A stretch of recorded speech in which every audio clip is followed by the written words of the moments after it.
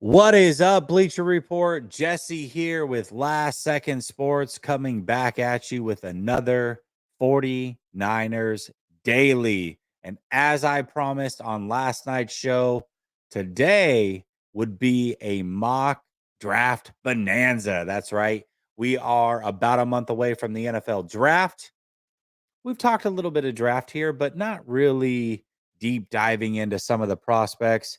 Today is the first day. So, mock draft 1.0 right here for the San Francisco 49ers on Bleacher Report. Let's jump into it.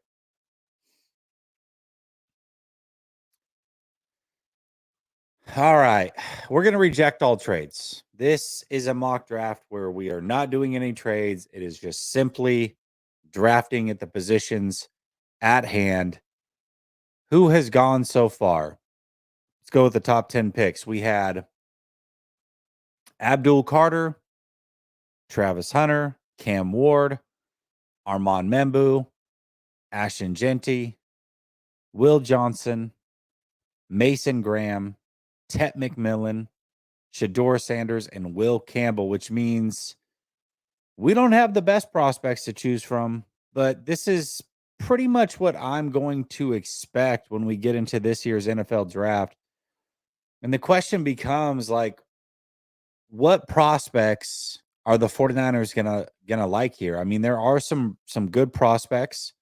PFN here has some guys higher than maybe I would, but I really think they're going to be looking at guys like James Pierce, Derek Harmon, Jahad Campbell, Jade Barron. A little bit further down the list, Walter Nolan. Man, Walter Nolan. The Walter Nolan hype has fallen, has it not? I remember when I first started doing mocks, Walter Nolan was my guy at 11, and I do like Walter Nolan a lot. However, in this position now, when I really go through and look at it and just how deep the defensive tackle spot is in this draft, it's really hard for me to justify taking him at 11. Now, if the 49ers were to trade back 5 to 7 picks, sure, totally understandable. A lot of people are really big on Derek Harmon out of Oregon. I'm a big Oregon Duck fan. I've seen a lot of Derek Harmon. I will tell you, he's a very good player, but he does disappear at times. And for me, the consistency is just not there. The consistent motor is not there. And so for me, I would pass on him. I'm going to go edge. I'm going to go edge here, and I'm going to go James Pierce.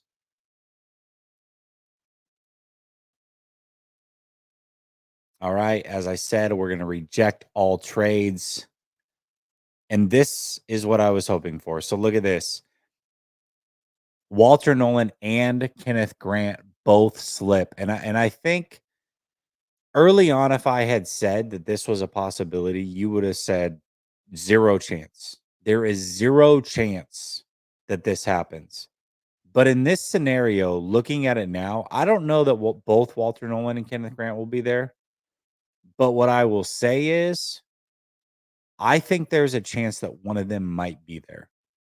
Realistically, because the defensive tackle draft is so deep, I can imagine that teams are doing exactly what we just did at 11, but they're doing it all through the first round. It's like, okay, well, we really like this player, defensive tackle, but we also have high grades on a bunch of other guys. Why are we going to just put all of our eggs in this basket when we can get a prospect that's not as good, obviously not as good, but 2 rounds later, we can get a guy that's good enough. Like the gap between a Walter Nolan and, let's say, I don't know, Alfred Collins or Omar Norman Lott or something, you know what I mean? Players like that. Is it really that big? I don't know. I don't know. So I could see a scenario where this happens. And I will tell you, if this happened, the 49ers better take one of them.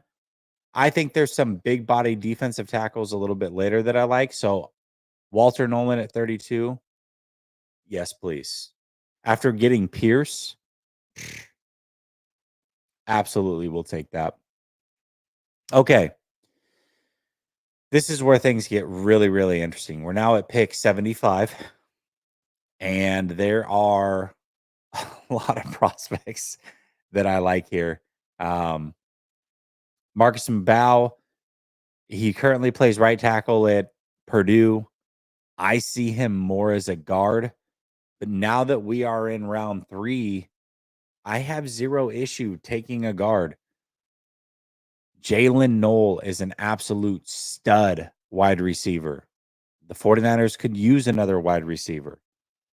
We do have one defensive tackle, but there's Alfred Collins that I talked about. He's sitting there. Jalen Royals is a stud wide receiver. I love Tez Johnson out of Oregon, but this is a little too early for my liking.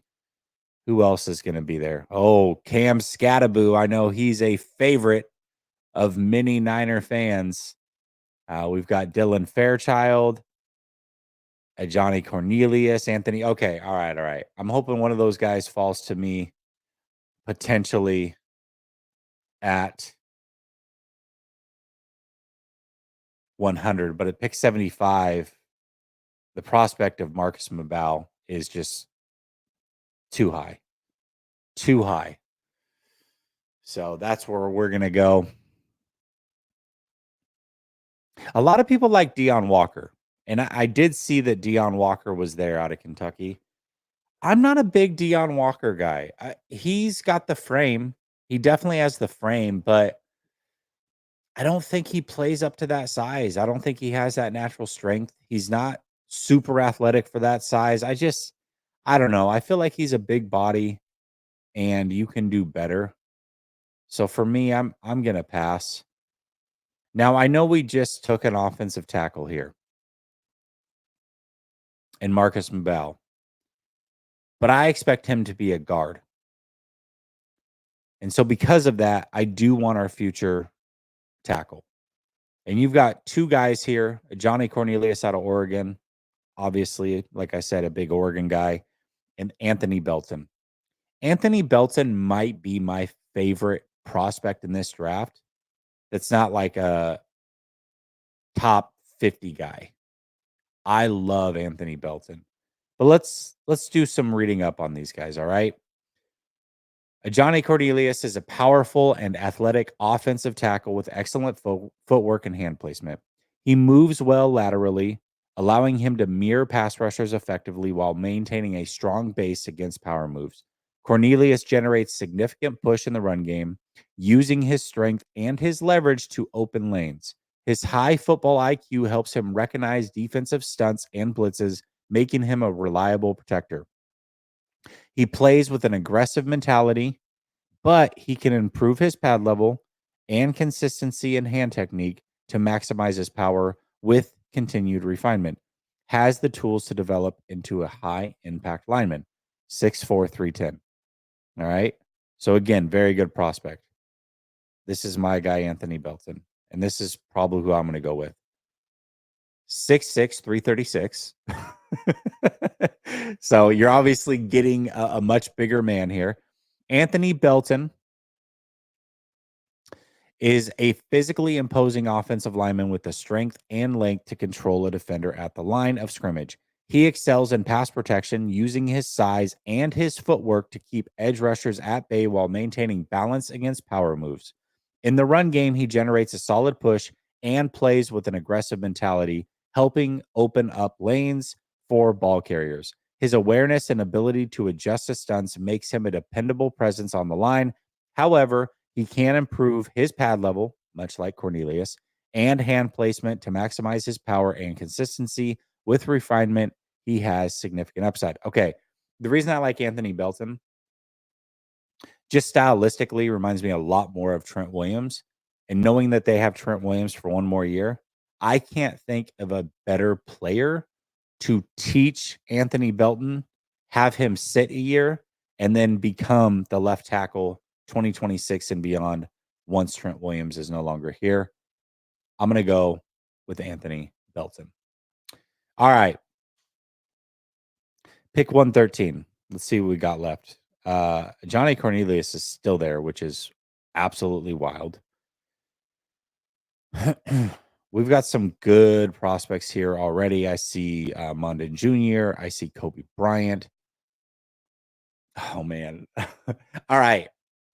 I'm gonna pick this player, and we're gonna do the read up on all the players that we picked. Let me make sure that I can do that from here. Okay. Before the actual draft is over, we will do a read up on all the players that we have picked. The 49ers are absolutely going to take a running back, probably earlier than most people suspect. We're now 4 picks into this draft. I think the 49ers might go running back even earlier than I am here, but I am going to go with a running back, and I'm going to go with Damian Martinez, Miami, Florida, and we'll talk about it. We will talk about it.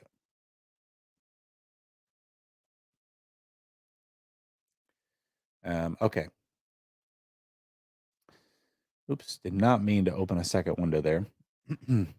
Okay. Here we are.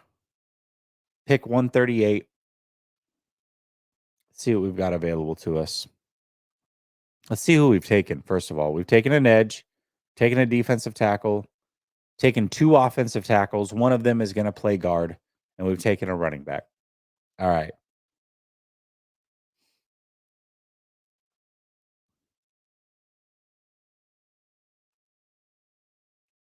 We've got some pretty good players here. I know that the 49ers really might like Jeffrey Bossa out of Oregon as well. A lot of Oregon players, obviously, here that we're talking about. I like Demetrius Knight. Let's see. We do need another defensive tackle. So I'm going to see what's here at safety. So we need a safety. And we need a defensive tackle.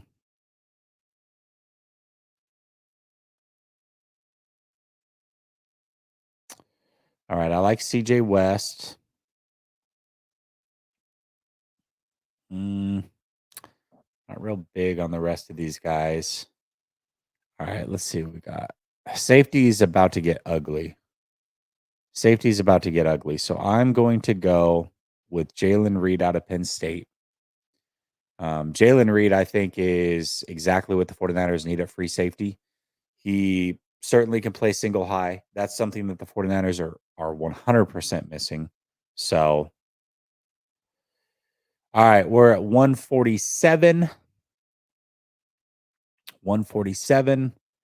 And let's go. Oh, man. Okay. Jake Majors is a guy that I really like.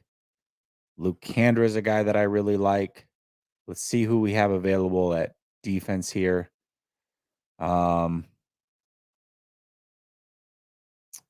Peebles, Cam Jackson. Okay, I'm going to take a chance here, and I'm going to continue to bolster the offensive line.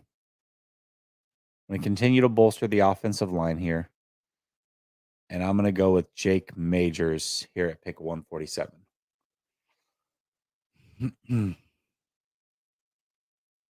Okay. So we've gone James Pierce, edge, Walter Nolan, defensive tackle, Marcus Mabau, offensive tackle, but he's going to play guard, Anthony Belton, who's our future left tackle, Damian Martinez, Jalen Reed at safety, and offensive center. So we really could use another defensive tackle. We could use a corner, could use a tight end. Let's see what we've got at corner. Ooh, I really like Noel Williams. The problem is we're at pick 160 and we don't pick again until 220, 227. And this is where it gets really tough. Oh, man.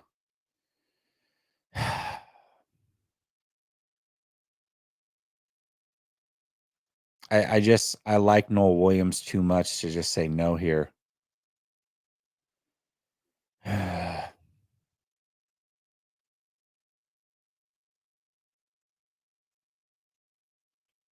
Yeah, but I could double back on corner on the back end. Oh, this is so tough. This is so tough. You know what? I'm gonna go Cam Jackson here. Ah, I'll go Cam Jackson.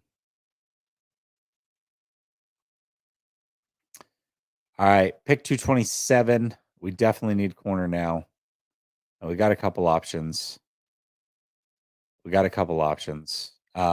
go. We're gonna go Jamari Harris, and then we're gonna hope that Rainsaw stays. Dang, he didn't. He didn't stay. This was my concern. So I figured when I went with Cam Jackson at defensive tackle that Rainsaw would be available for me along with Jamari Harris, and that's just not the case. That hurts. That really hurts. Um, shoot. My favorite tight ends are gone. Oh, jeez. Not what I wanted. Not what I wanted. We do still need a linebacker. We do still need a linebacker. We got some options here. Man.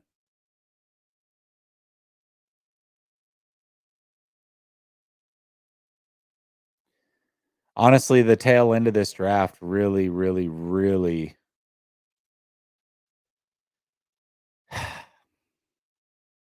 dang. I lost some players that I really wanted. All right, you know what I'm gonna do here? Um, I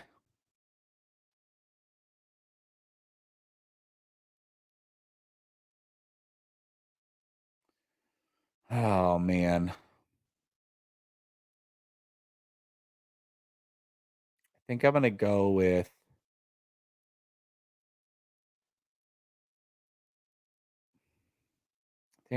Cody Simon. And then I'm going to go with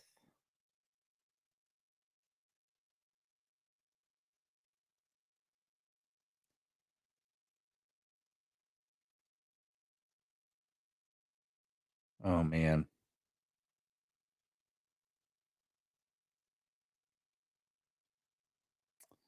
Actually, you know what? Since we went so late at corner, I'm gonna take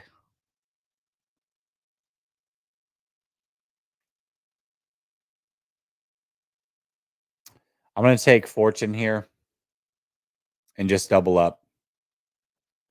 Okay.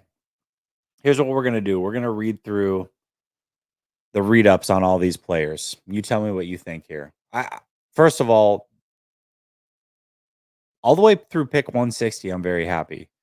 And once you get into the 7th round, I mean, listen, you're taking flyers anyways. It's not like you're getting perfect prospects. So I'm a little bummed out. There's a couple players there that I was unable to get, but overall, not bad. James Pierce was our first pick, defensive tackle, 6'5, 245.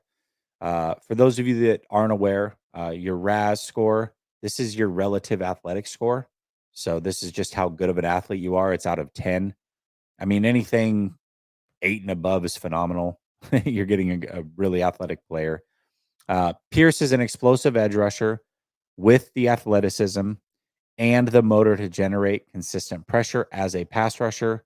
He's shown that his combination of hand usage, first step acceleration, and effort allows him to beat NFL caliber offensive linemen at the point of attack on a consistent basis. He knows what moves to use against certain offensive linemen, and he executes those moves with precise timing and placement. Though he projects better as a stand-up edge rusher in a 3-4 base defense, I agree with this. This is one of my hesitations with him. When I saw him, I immediately said Philadelphia Eagle. Pierce can rush with his hand in the dirt and could fare well as a 4-3 base system too. He'll likely need to add a little bit more weight to his frame at the next level to do so. though Pierce has the tools to be a solid starter and high-end pass rusher at the next level. Okay. Walter Nolan. I love Walter Nolan. Walter Nolan is an athletic three-technique defensive tackle, which is a valuable asset in today's NFL. Combine that with his leap in the production in 2024 and his top-notch pedigree, and it's not hard to see why many are high on him entering the NFL. Although only 21 years old, Nolan has shown improvement as a technician over the years, which has helped him make better use of his freakish combination of speed and power. He still has some more development to do, but he has shown that he is coachable, and that's an important trait for future success. With an NFL ready frame and in-game athleticism that's well above average for his position, Nolan figures to be an early round selection in 2025 NFL draft. If he can continue to develop his plan as a pass rusher and work his pad level a little bit, Nolan possesses a high ceiling at the next level. Gifted young prospect with production at a power four level don't often fall out of the first round. Well, he did here, and I got him. All right, Marcus Mabau. Marcus Mabau, future in the NFL looks bright at center, where his fluid movement and natural ability to anchor the line set him apart. His powerful hands, explosive first step, and sharp awareness of defensive schemes make him a standout interior presence. Again, he was an offensive tackle, right tackle in college. With the right development, he has the tools to become a piece of any offensive line front. Mabau's effortless athleticism makes him an outstanding option in the zone rushing attack. Ding, ding, ding, 49ers. But his downhill pop indicates he's scheme versatile. His naturally stout anchor also projects well to either interior positions. Guard. His projections between center and guard is a bit complex. Operating with space between himself and defenders is where trouble comes. Closing the distance is more consistent of an option at guard rather than center. Although his quick wit projects nicely to the very center of the offensive line. Okay. He's going to be a guard for us. That's why I drafted him. We already read Anthony Belton, so we're going to skip him. Damian Martinez, 5'11", 217, 9.36 RAS. So very athletic. Damian Martinez is a powerful and explosive running back who excels at running between the tackles and breaking through defenses. He combines a strong lower body with excellent balance, making it difficult to bring down on his first contact. Martinez's vision and patience allows him to find and exploit running lanes. There are concerns about Martinez's top end speed and pass blocking, which limits his potential and draft value. That's why we got him at pick 113. However, he could have an early career role as a short yardage back with the potential to develop in a bigger role. Yeah, at 113, I'll take it. Jalen Reed. Here's our safety. Jalen Reed is a physical and an instinctive safety with well-rounded skill with a well-rounded skill set that allows him to contribute in all phases of the game. He excels in run support, demonstrating strong tackling ability and the willingness to come downhill aggressively. In coverage, Reed has the range to patrol deep zones and the awareness to read quarterbacks and anticipate plays. His ball skills and ability to make plays in contested situations add value to the secondary. Reed's aggressiveness can sometimes work against him by overcommitting both in the run game and in coverage. However, his high football IQ and leadership on the field makes him a dependable presence. He's our free safety. That's why we got him. Now, let's go to our center. Jake Majors, 6'3", 306. Jake Majors is a 5-year player at Texas who has started 4 seasons and has improved in each of those. While he's a very experienced player with over 3,700 career snaps, this is what you want from your center, by the way.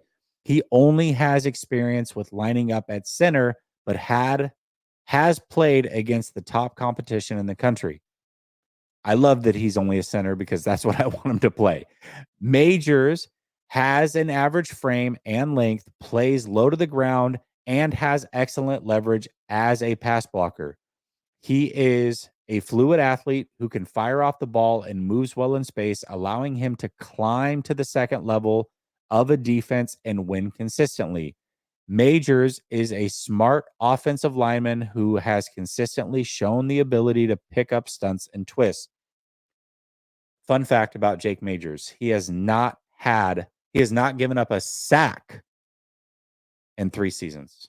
Since 2022, that was the last time he gave up a sack in college. Jake Majors, future 49er. All right, here's our second defensive tackle of the draft. This is the type of player that needs to pair with Walter Nolan, by the way. We need a big body guy next to him. We got him in Cam Jackson at 6'6", 328.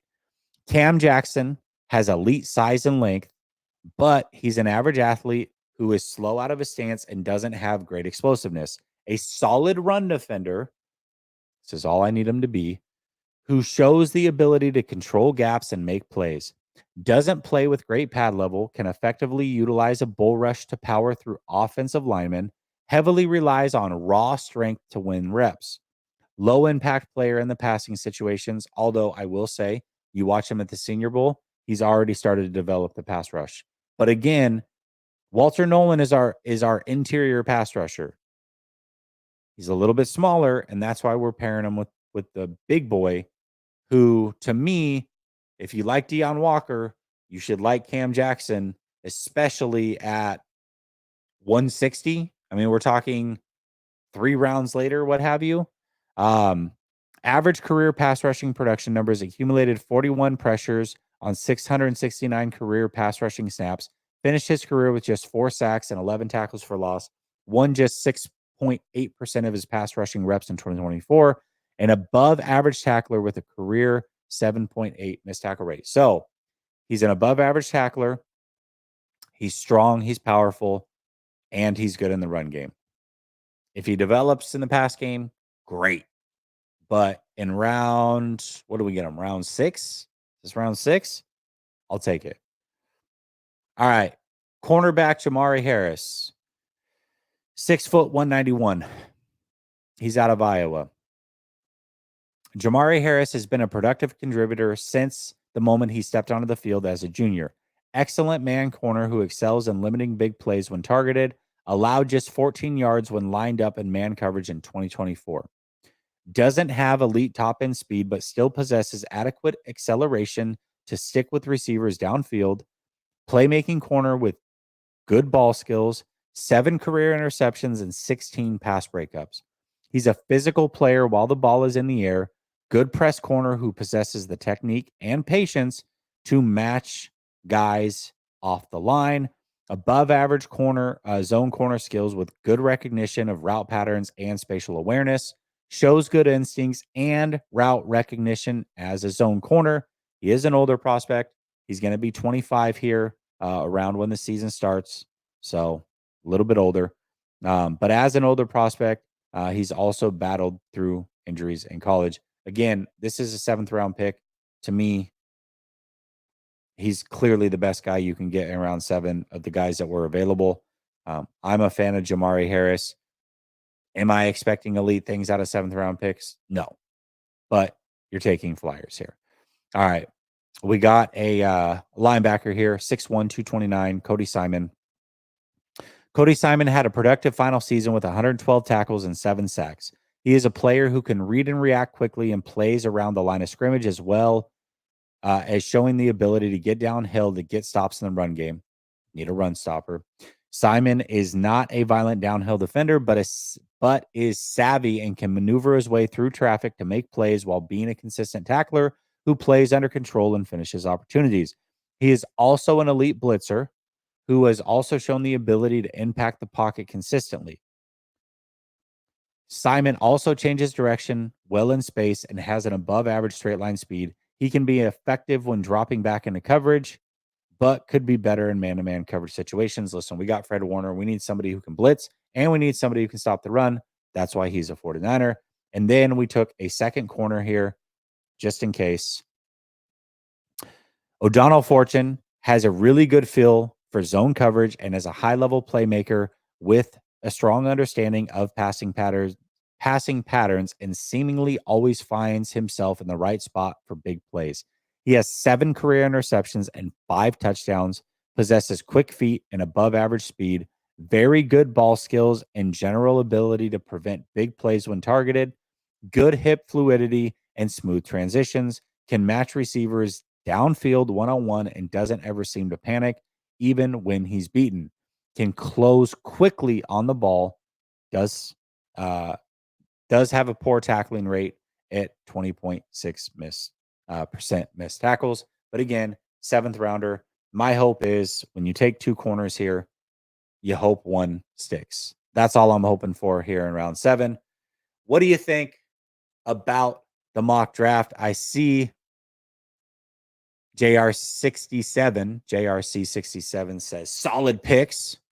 And that's all that matters. I just need one of you to like them. That's it. And I'm going to end the stream right there. Listen, I'm going to be out of town next week. I'm going to be taking a vacation to beautiful Bora Bora. So no 49ers Daily from me on Thursday and Friday. I'm not sure if Bleacher Report is going to be able to get somebody to fill in or not, but I will be back the following week. And I'm sure we will be talking more draft because we are getting closer and closer by the second.